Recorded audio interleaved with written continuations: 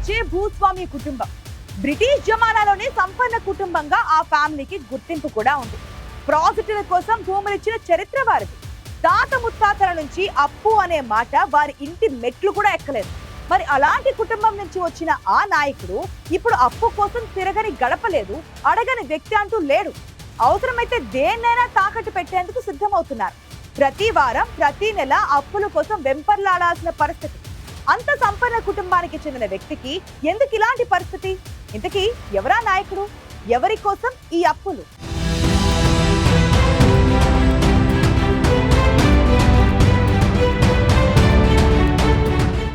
గుడిసెలో ఉన్నా సరే, పాత బట్టలు వేసుకున్నా సరే, పస్తులున్నా సరే అప్పు మాత్రం చెయ్యొద్దు. అలా చేస్తే ఆ రుణభారం నిన్ను ప్రశాంతంగా ఉండనివ్వదని పెద్దలు ఏనాడో చెప్పారు. కానీ అలాంటి అప్పుల కోసం ఏపీలో ఒక మంత్రి ప్రతినిత్యం చేయని ప్రయత్నం అంటూ లేదు. ఏ మార్గం నుంచి డబ్బొస్తుంది, అప్పు కోసం ఎవరి తలుపు తట్టాలి అని చూస్తున్నా ఆ మంత్రి ఎవరో కాదు, ఆర్థిక శాఖ పోర్ట్ఫోలియో చూస్తోన్న పయ్యావుల కేశవ్. వాస్తవంగా పయ్యావుల కేశవ్ది సంపన్నమైన కుటుంబమని అందరికీ తెలుసు. పైగా ఆయన కీలక శాఖకు మంత్రిగా కూడా ఉన్నారు. అలాంటి వ్యక్తి ఎందుకిలా అప్పుల పాలవుతున్నారంటే ముందుగా పయ్యావుల కేశవ్ బ్యాక్గ్రౌండ్ గురించి చెప్పాలి.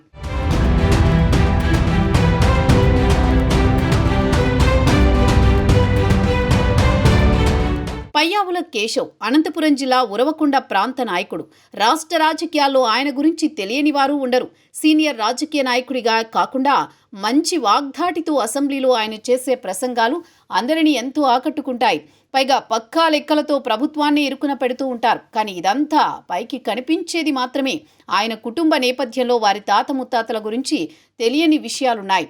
ఉరవకొండ మండలం పెద్ద కౌకుంట గ్రామానికి చెందిన పయ్యావుల కేశవ్ తండ్రి పయ్యావుల వెంకటనారాయణ గురించి ఈ ప్రాంతంలో తెలియని వారుండరు. ఆయన 1975లోనే రాయదుర్గం నియోజకవర్గం నుంచి ఉప ఎన్నికల్లో కాంగ్రెస్ ఎమ్మెల్యేగా గెలుపొందారు. అంతకుముందు డీసీసీ అధ్యక్షుడిగా, రాయదుర్గం నియోజకవర్గంలోని కనేకల్లు సమితి అధ్యక్షుడిగా కూడా పనిచేశారు. ఆయన కేవలం రాజకీయ నాయకుడే కాదు, వేల ఎకరాలున్న భూస్వామి. తండ్రి తాతల కాలం నుంచి పయ్యావుల వెంకటనారాయణది సంపన్న కుటుంబం. రాయలసీమ ప్రాంతంలో అత్యధిక భూములు, ఆస్తులు ఉన్న కుటుంబంగా ఉండేది. బ్రిటిష్ పాలన తర్వాత పయ్యావుల కుటుంబాన్ని భూస్వాములుగా చూసేవారు. అలాంటి కుటుంబం నుంచి వచ్చిన వ్యక్తే పయ్యావుల కేశవ్.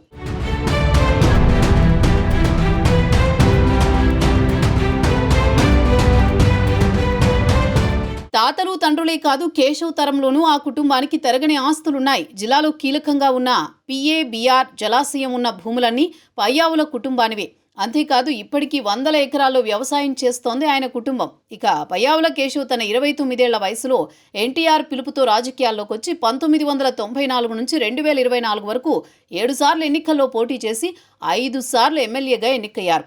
తెలుగుదేశం పార్టీ అధికారంలో ఉన్న సమయంలో 1999, 2014 శాసనసభ ఎన్నికల్లో మాత్రం ఆయన ఓడిపోయారు.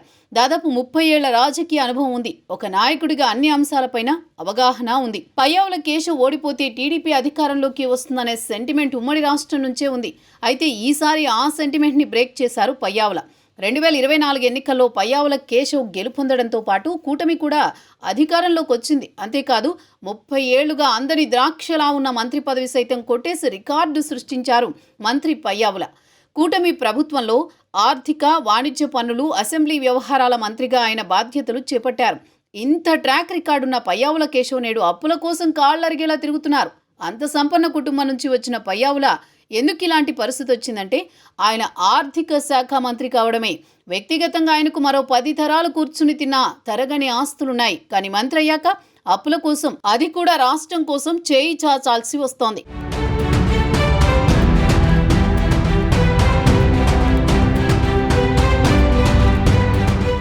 విభజిత ఆంధ్రప్రదేశ్ మొదటి నుంచి అప్పుల్లోనే ఉందన్న విషయం అందరికీ తెలిసిందే.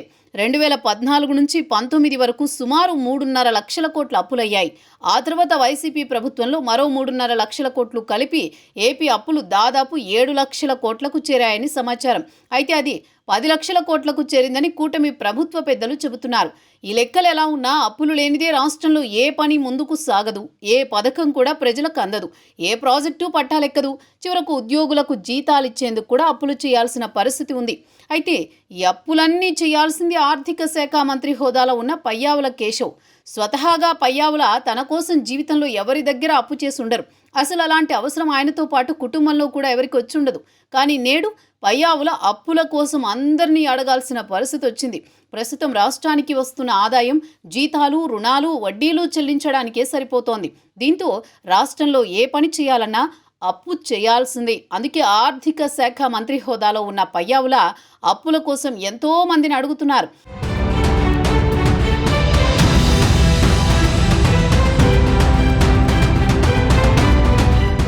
కొత్త అప్పులకు అనుమతి కోసం ఢిల్లీలోని నిత్యం ప్రయత్నాలు చేస్తూనే ఉంటారు.